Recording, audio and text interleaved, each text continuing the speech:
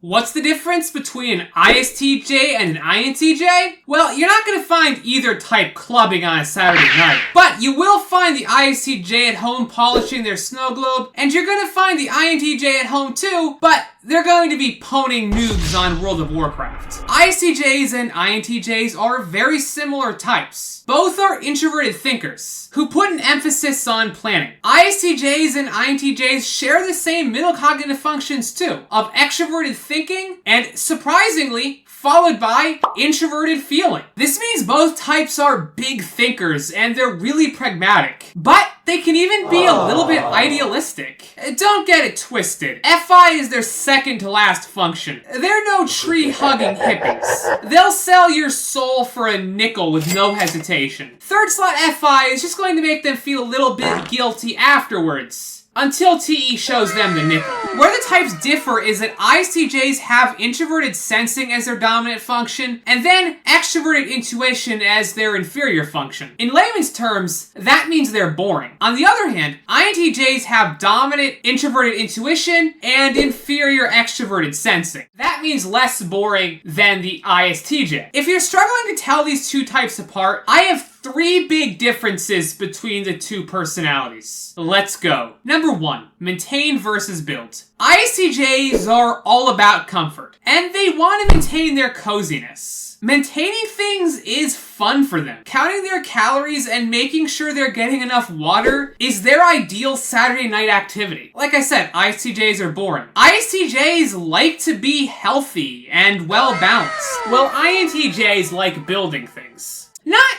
physical things, but they like building ideas.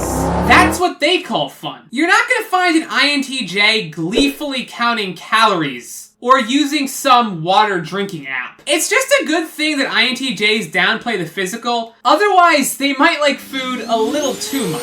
INTJs think of food like they think of gas. They just use it as fuel to make new ideas. Heck, an INTJ would probably rather use some kind of food pump. Hey, it's more efficient. But an ISTJ would enjoy eating and then working out after. In all seriousness though, an INTJ may count calories and be healthy too. But it's not because they enjoy the habit. It's because they want to live long enough so they can witness Nickelodeon digging its time capsule out of the ground on April 30th, 2042. But that's a great segue for my next point. Number 2. The past versus the future. ISTJs are kind of stuck in the past. There's a reason they're all still wearing their giant, thick 1950s glasses when we have contact lenses now. ISTJs recall the past to figure out problems. When they're playing chess, they ask themselves, what moves has my chessmate played in the past? They're going to search their memories for solutions. Well, INTJs live in the future. They want to predict what happens next. When they're playing chess, they're going to try to guess your next move. This means an INTJ may look into the past too, but they're looking for patterns, not solutions. Because of this, INTJs can be a lot more flexible in their solutions, whereas ISTJs are going to be a lot more rigid. And also, INTJs aren't going to get stuck reminiscing about McDonald's pizza like an ISTJ might. Number 3, mental versus physical. ISTJs are really physical. They like real, touchable things. Their hobbies are going to relate to physical things like cooking,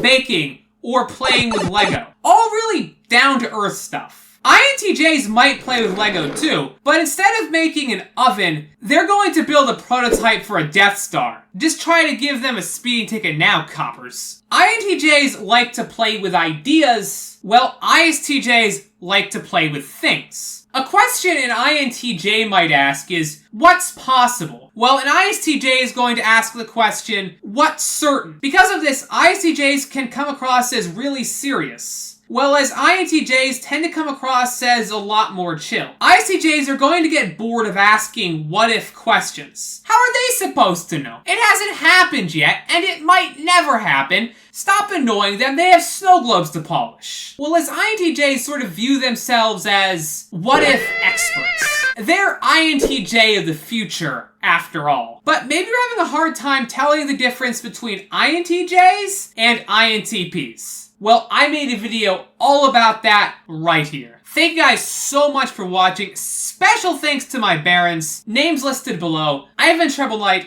and I'll catch you guys all next time.